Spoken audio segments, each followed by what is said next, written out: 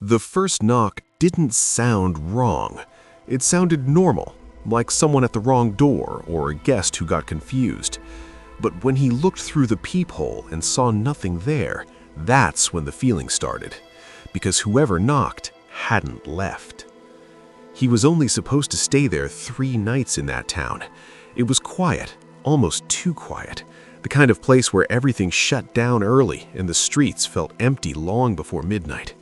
He was there for work, fixing equipment at a local store, and the motel was the only place nearby.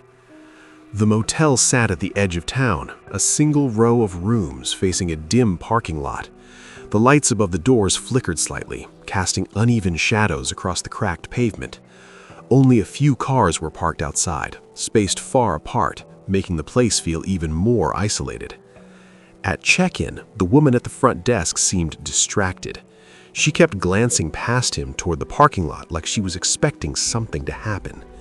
Then, as she handed him the key, she said something strange. "If anyone knocks on your door tonight, don't open it." She didn't explain why, she just said it casually, like it was normal advice. He brushed it off at the time, thinking maybe the area just had its share of weird people passing through. His room was near the end, second to last. Inside, it smelled faintly of old carpet and cleaning chemicals, like the room had been cleaned but never fully refreshed. It wasn't great, but it was fine for a couple nights. Later that evening, he noticed a dark green pickup truck parked 2 spaces away from his. The engine was running, but the headlights were off, and inside the truck, the driver didn't move. Both hands were on the wheel, sitting completely still, like he was waiting. Around 10:30, after getting ready for bed, he heard footsteps outside. At first, it didn't bother him since other people were staying there, but the steps slowed down as they got closer. Then they stopped directly outside his door. He waited, expecting a knock or the sound of a key turning in the lock next door, but nothing happened. After about 15 seconds, the footsteps moved away again, fading into the distance. A minute later, they came back. Same pace, same stop, right outside his door again. This time, he got up and checked. He walked quietly to the peephole, expecting to finally see someone standing there. But when he looked out, there was nothing. The walkway was completely empty. That's when the feeling started to settle in. Not fear yet, just something off, like someone was still there, just standing somewhere he couldn't see. Around 11 p.m., the knock finally came.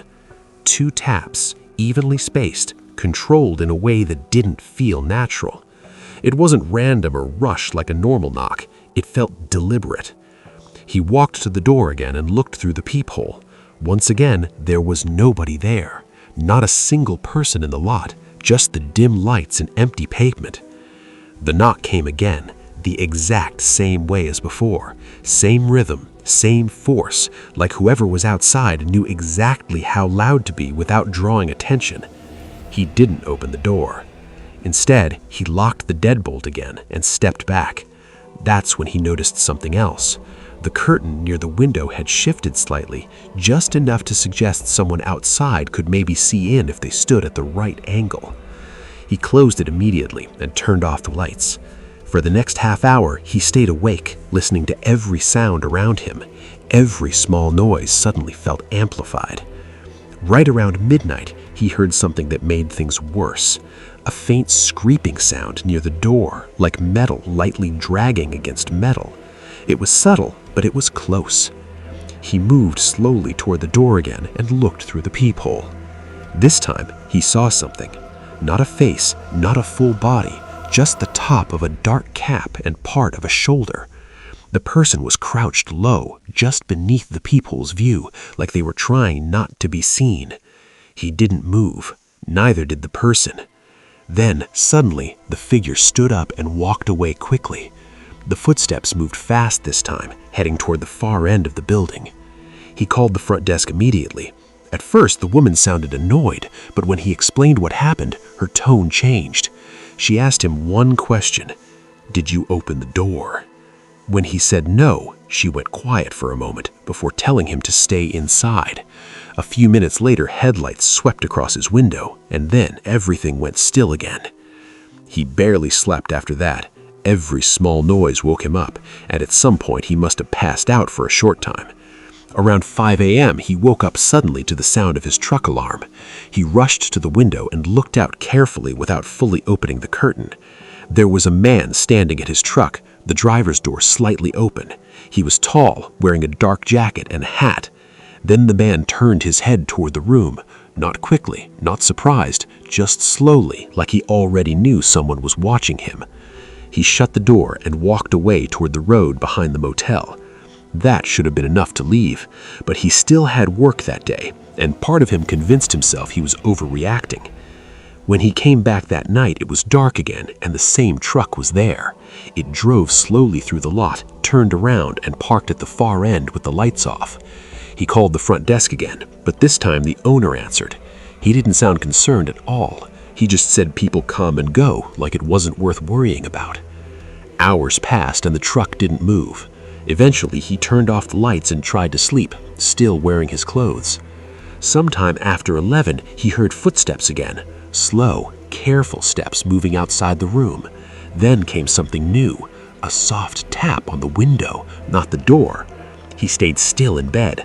Another tap followed, closer this time, and then something dragged slowly down the glass. It sounded like a knife finger moving deliberately from top to bottom. He knew at that moment that whoever was outside was standing inches away from him, and worse, they knew he was inside pretending not to react. He grabbed his phone and started dialing 911 quietly. Before he could finish, he heard something else. The room next to his opened. He knew it had been empty, but now there was movement inside. Not loud, not obvious, just quiet shifting like someone trying not to make a sound. While whispering to the dispatcher, he heard a hard knock on the wall behind his bed. Not random, not accidental, but controlled, like someone testing it. Then another knock, lower this time. Then silence. A moment later, the bathroom window started to open, not rattling this time, but slowly moving from the outside. He ran and shoved it shut with both hands. Something pushed back just once for him to feel it. Now there were footsteps outside the front door too, more than one this time. Then the knocking started again, the same pattern as before, but now it felt coordinated. He shoved a chair under the door handle and backed away. His heart was pounding so loud he could barely hear anything else. Then, suddenly, headlights filled the room, and just like that, everything outside changed.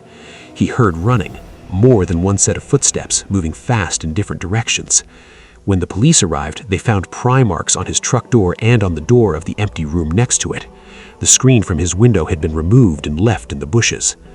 Before he left, he checked under the bed, something he never normally did. There was a small folded piece of paper shoved near the wall. When he opened it, his stomach dropped. It had his room number written on it, and his license plate. That meant they hadn't chosen him that night. They had been watching him, long enough to write everything down. He packed his things immediately and left before sunrise. Later, he found out he wasn't the only person it happened to at that motel. Other men, same pattern, same attempts. Nothing stolen, no forced entries completed, just repeated attempts to get inside, like they were waiting for the moment someone made a mistake. Because whatever they wanted wasn't inside the room. It was the person inside. And the only thing that still bothers him now is how close they got before the police showed up.